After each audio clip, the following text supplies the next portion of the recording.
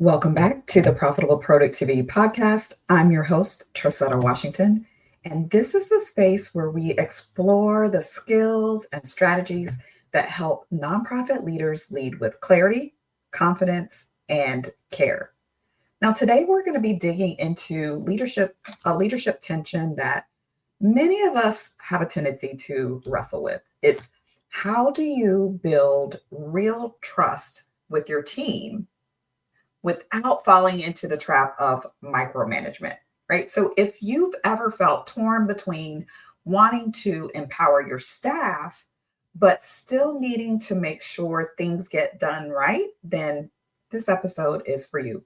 We're going to break down what trust really looks like in a nonprofit or public service setting, how to shift from control to collaboration, and some of the questions that you can ask to build accountability without sabotaging or killing your team members' initiative.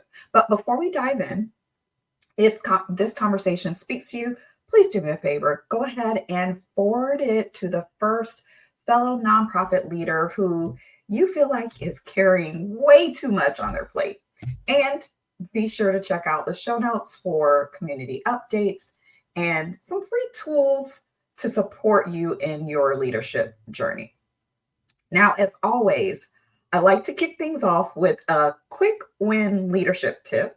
And this week's tip is before you do your next check-in with a team member, try asking this question.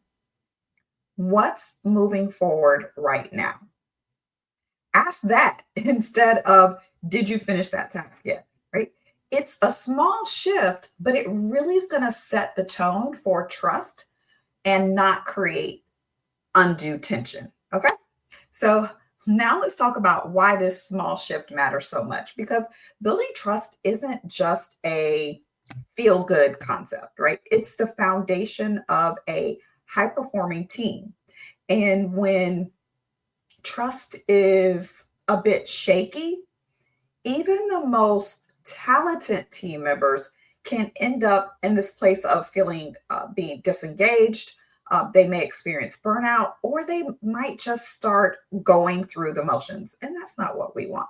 So in today's episode, we're going to be unpacking the real difference between trust and control, why so many nonprofit leaders struggle with letting go, and how you can start creating a culture of ownership without feeling like you are risking it all.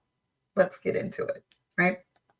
So, have you ever found yourself in this place where you are double checking your team's work, right? Not because you don't necessarily trust, it's not necessarily because you don't trust them, but because you might be afraid that something will fall through the cracks. Right? I'm going to raise my hand because I've been there after, 25 plus years of leading other people. It took me a really long time to get to a place where I was able to lead through accountability as opposed to micromanagement. So listen, if that's you, if you raised your hand too, you are not alone. And I'm getting ready to get into how you can lead with trust without losing the control, and why this is a game changer for your team needs, right? And so we can't have this conversation without talking about why trust is the foundation of a high performing team to begin with, right? Like, what does trust really look like in a nonprofit or public service setting, right? So first, let's define what trust actually is. I'm really big on ensuring that we have a clear understanding when I use a term that we are on the same page as to what that really means, what I'm saying when I use that word, right? So trust is confidence in someone's competence, integrity, and follow through, right? It is not blind faith. We're talking about believing that your team has the skills and the judgment to deliver on the expectations that you have. It's about, it means that we are creating a space where your people are able to take initiative without feeling like they might end up being punished, right? Or they might have to deal with some sort of disciplinary action, right? And it also means recognizing that trust is mutual. Not only do your team members need to be trustworthy, but you as a leader need to be trustworthy too. And honestly, you have to first model trustworthiness in order for you to be able to get that out of or draw that out of your team members, right? So, for example, this may look like a program director who trusts their case managers to make adjustments to their workflows as long as they still meet the outcomes that you're expecting, right? They're still meeting those expectations, but you're allowing that liberty for them to be able to make adjustments to their workflows, right? So that's really what trust is. And it truly is the foundation to a high performing team. Now, there are some common misbeliefs or myths that we may hold as leaders that can undermine what healthy trust looks like. And I'm going to talk about three of them really quickly. The first one is, if I trust them, then I shouldn't need to check in. And, the reality is that trust includes accountability systems, right? Check-ins aren't about micromanagement when you are using it as a way to support and align with your team members, right? Secondly, the second myth is, if mistakes happen, then the trust that I had in my team member was misplaced. And let's just be real. The reality is that mistakes are part of the process. No one is perfect. Everyone at some point is going to make a mistake. Listen, I have made so many leadership mistakes over the past, God knows how many years, probably a couple of decades, of leading teams or leading people. And I'm sure I'm going to make more mistakes, right? But when you trust your team members, you allow them the room for learning and for growth, right? It's not about perfection. We want progress over perfection, right?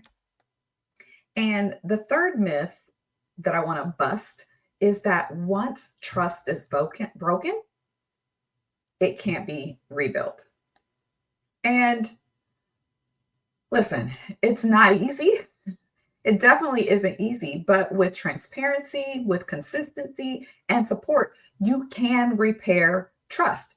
It's going to take intentional effort and it's going to take some time, right? And if you don't have a high level of trust in your team members, it can start to show up in a number of ways that really cost your team, the performance, and just really the efficiency, right? So one of the ways that happens is through burnout.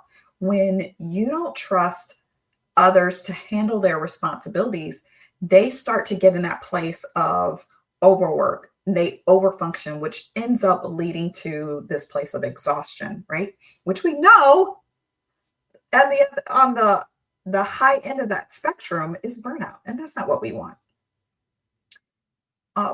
Bottlenecks are another cost.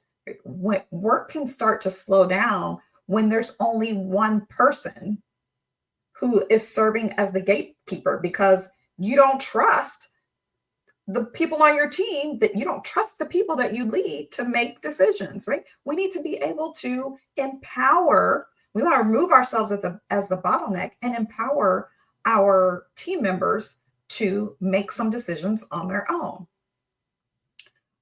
Another one is disengagement. When staff feel like they are constantly being second guessed or that they're undervalued, they stop going the extra mile. And listen, I can attest to this. There was a role that I have to protect the guilty. I won't say what role it was, but there was a time when I worked for someone for several years, and I started pulling back on the way I showed up in my role because it didn't seem like I was trusted to be able to make decisions, to be able to carry out the tasks that were entrusted in me or to me, in a way that, um, I don't want to say this.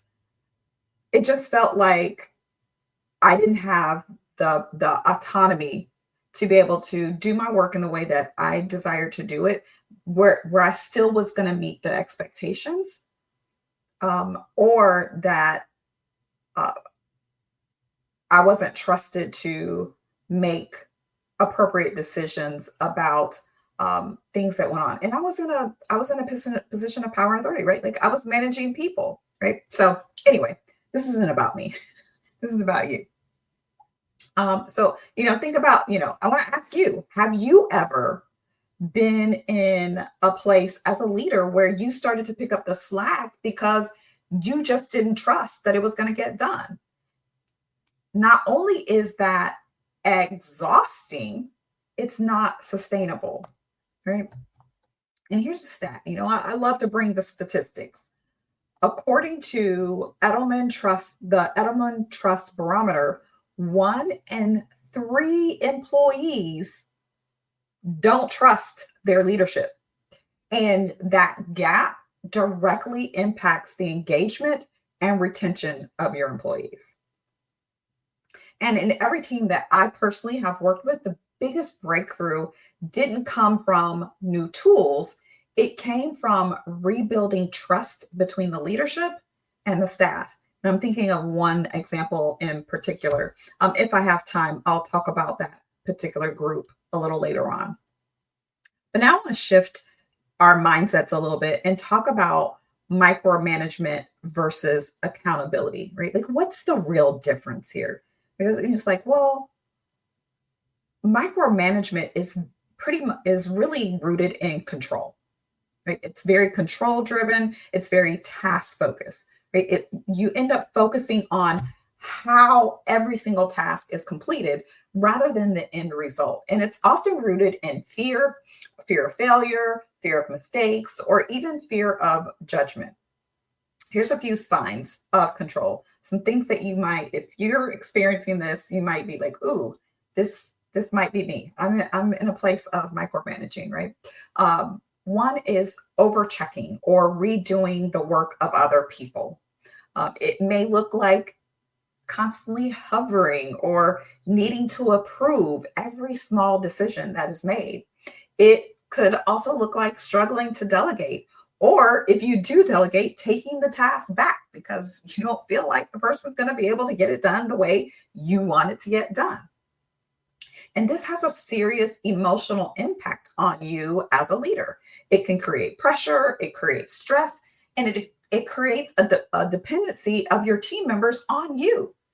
They don't trust their own decisions. They don't trust that they're going to be able to do things appropriately. So they have to come to you for every single detail. And that's exhausting, right? It sends the message to them that you don't trust them to get it right.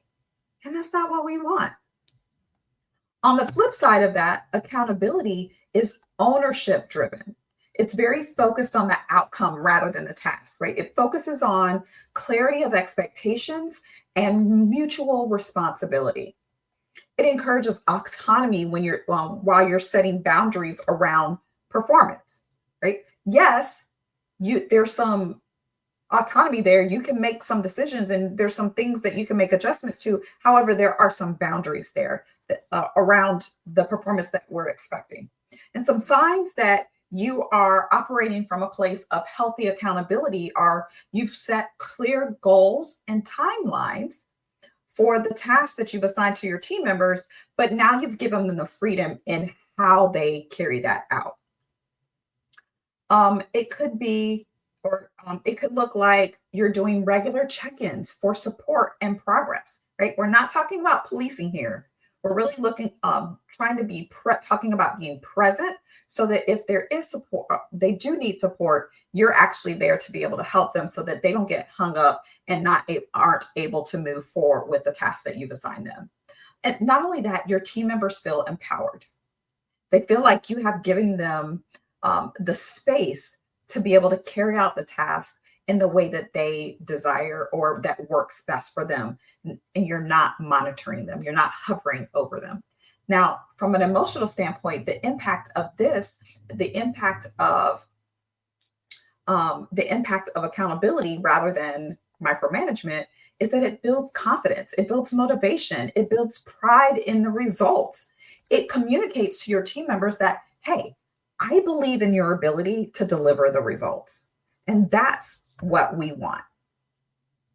Now, even well-meaning leaders can find themselves slipping into this place of micromanagement when the pressure is high or when you care really deeply. So here's a few things that I want you to be on the lookout for that can cue you in or clue you into you're starting to slip into that place of micromanagement, right? Maybe you're saying you're saying fairly often, or maybe you think to yourself fairly often, it's just faster if I do it myself, right? Listen, guilty. I'll raise both my hands on that one. I've been there. I've definitely been there. Maybe you're starting to check in, not to necessarily support them, but to verify that it's getting done or to correct the direction that someone is going in. It could look like you're not satisfied with the team members' work without you having to make some adjustments to it or without you having to make some tweaks. If you notice that your team members are waiting for your approval before making simple decisions, this is another subtle cue. Perhaps you feel anxious when things are out of your sight or out of your control. It could look like you constantly having to jump in the weeds even after you have assigned the task. Or maybe even projects start to get stuck unless you are the one that's driving them forward. Right? That's not what we want. I do want to say this too. Oftentimes it's perceived that micromanagement is really an ego thing. It's about power and control. And yeah, that's true, but it's not always about ego. It's often driven by fear. But when you allow fear to lead you, trust cannot grow, right? It's going to end up hurting performance and it's going to end up hurting the morale of your team, right? So here's the shift. I want you to make the shift from doing, right? Trying to do it all yourself and trusting your team members. So that means that you're going to need to let go. And when I say let go, I don't mean stepping back completely. A lot of leaders think letting go is about disengaging or being completely hands off. And that's what creates the anxiety. However, the truth is letting go is about shifting from doing and directing to developing and guiding, right? Letting go doesn't mean that you're abandoning the responsibility. It just means that you're leading differently. So here's 3 leadership moves that you can make in order to start to build that trust without feeling like you're losing control. The first one is you want to shift from managing tasks to coaching for results, right? Managing tasks is about assigning work and tracking the completion, correcting the errors. However, coaching for results is about setting clear goals, helping to remove obstacles in the way, and then celebrate the growth, celebrating the learning, celebrating the development of your team members. So instead of using language like, did you get to do XYZ yet? Ask, what support do you need in order to move this forward? Right? The second move is to shift from checking up to checking in, right? Checking up is, surveillance, right? You're surveilling. It's almost like putting up some sort of like surveillance cameras on your team members.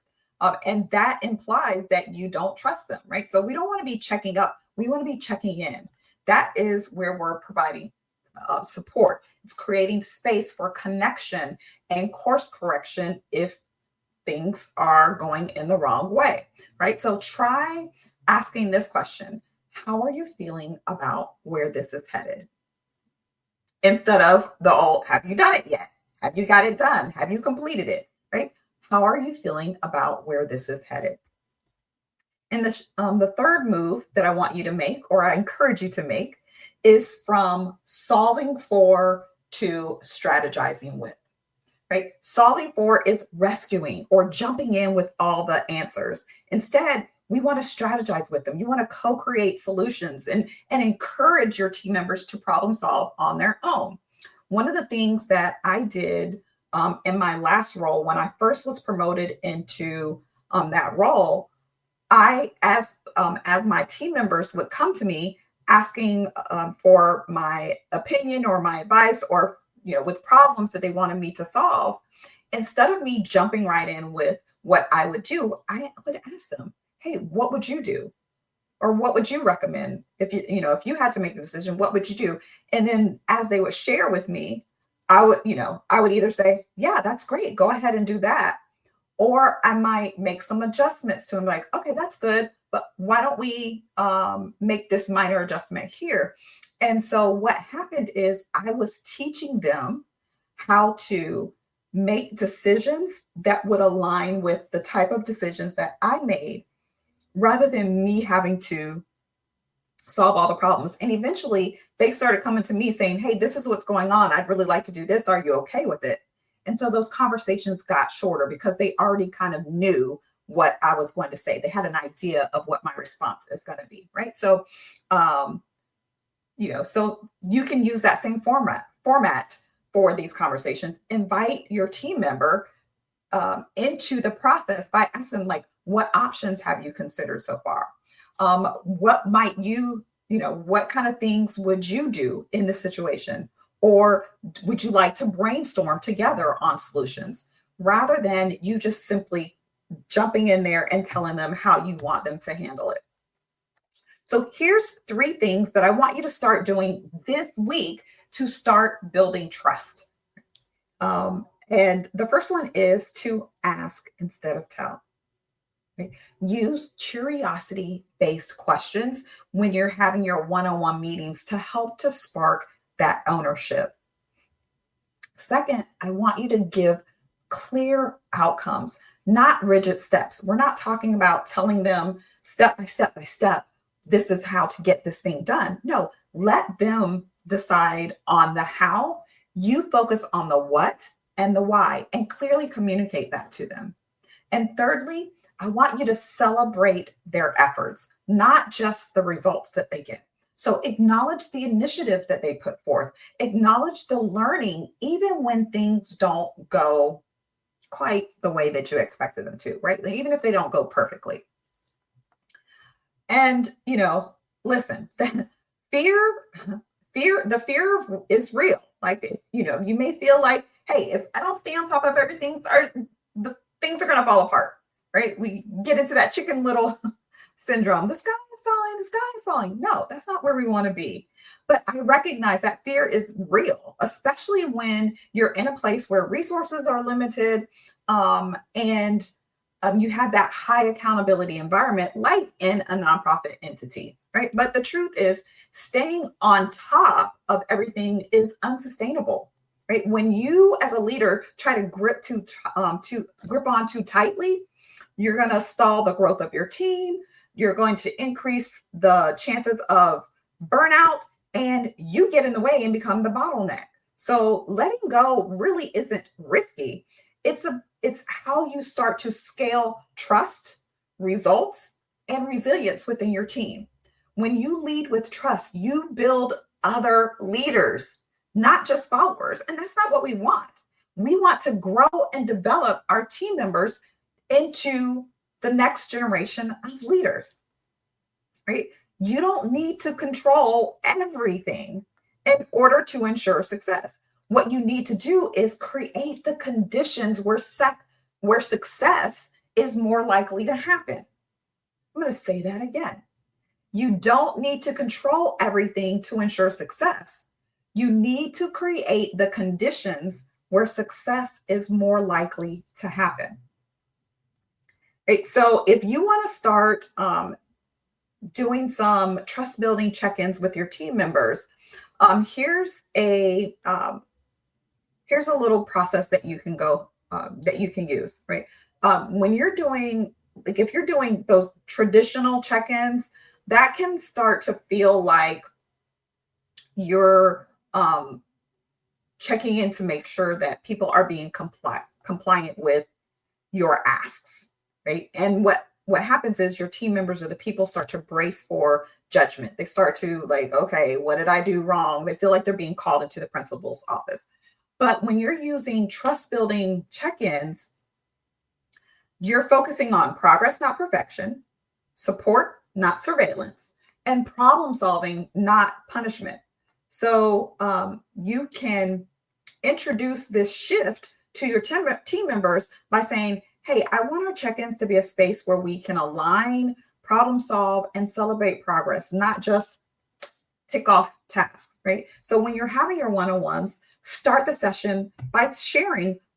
If this is not something you've done in the past, start by sharing how you want to make the shift with those one-on-ones. And here's some questions that you can start to ask your team members instead of, did you get this done, that are going to be able to encourage ownership and that initiative when you are having these check-in conversations. You can ask, what's moving forward right now? What are you feeling stuck in, and what support do you need? Is there anything that is unclear, or is there anything getting in your way? You can ask, what are you most proud of since the last time we met? Or what's one thing that you do differently next time to get a better result? What would help make this process easier or smoother for you, right? And bonus, you can also ask about how they're doing, not just what you're doing. I remember I recently moved, and my primary care physician, she was my physician for 23 years before I moved. And one of the things that I loved about her is when she would first come into the room, she would have a conversation about like how I was doing, not just health, but life stuff. She would ask me, what's new? What's happening in your life? What changes are going on? She wanted to know the total me before we got into the why I was there for a visit. And that's part of the reason why I stuck with her for all those years, because I love that, because she was looking at the total package. And that's what you want to do as a leader. You want to find out how they're doing as a person, not just what they're working on. So you can ask them, like, how are you feeling about the workload this week? What's your energy like around this project? This is going to help them to feel like you care about them as a team member and not just about the work.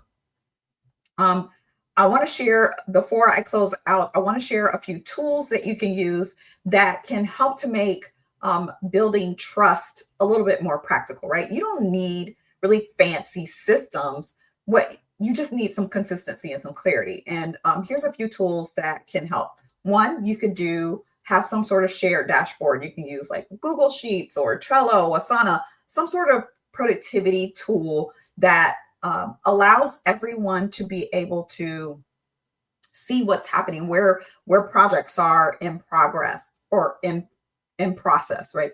It gives the ability to have that visibility without hovering, right? Instead of you having to check in all the time, you can go and take a look at the dashboard and see where everything is going. And everyone can update their progress for you all to review together. And it's not behind their backs.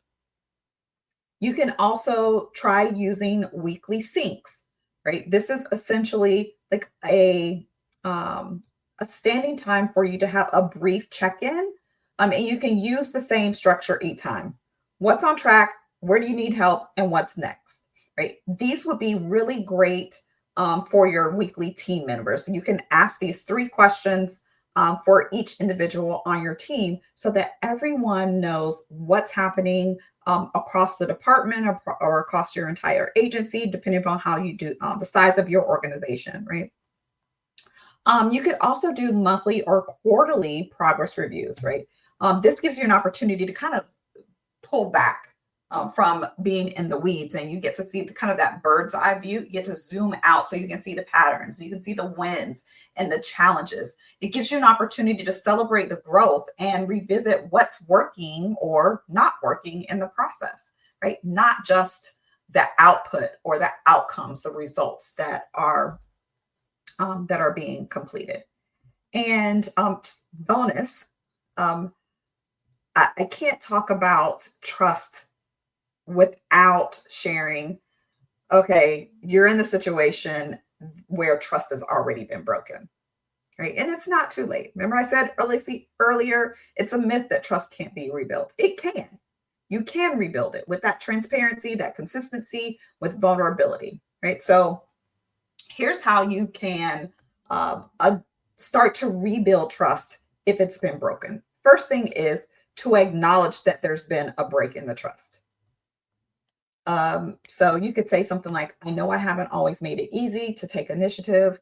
I've been too in the weeds at times, but how can I show up in a way that supports you without feeling like I'm hovering? So first step is to acknowledge the break. And then the second step is to invite them into a conversation about how to really support them. The next step is to reset those expectations together. So you can re-clarify goals, roles, and how you're going to measure success along the way.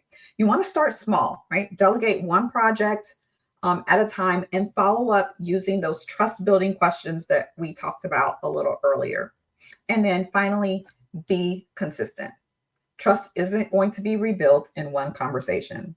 It's going to be built through repetition and taking the time to repair. So celebrate those small wins and recognize effort publicly when trust starts to grow again, right? Trust is not a one-time deposit, right? It's a practice. You're going to build it every single time you show up with curiosity rather than control. So I know this was meaty, right? I know that this was a meaty session, but if you are in this place where you're ready to rebuild trust without burning out, I want to invite you to check out my next teamwork tune-up intensive that I'm hosting. It's coming up in just a couple of weeks.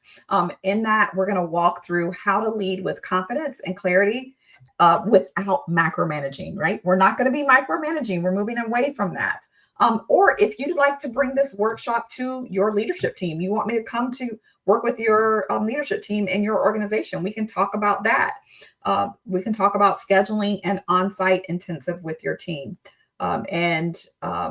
You can check the show notes in order to grab the link to be able to either sign up for the intensive or book a call to discuss with me the possibility of bringing me in to work with your team on site or virtually. We can work virtually as well, right? So trust does not mean stepping back.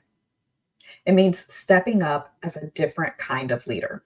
And I want to encourage you, do me a favor. I want to know what's one trust building habit that you're going to try this week. Do me a favor on LinkedIn, post it on LinkedIn and tag me, or you can send me a DM and just let me know what is that one trust building habit that you're going to start working on this week. You're going to implement this week. Right? So I want to say thank you for joining me on the Profitable Productivity Podcast. I hope that you found this episode helpful. Until next time, keep leading with purpose and passion.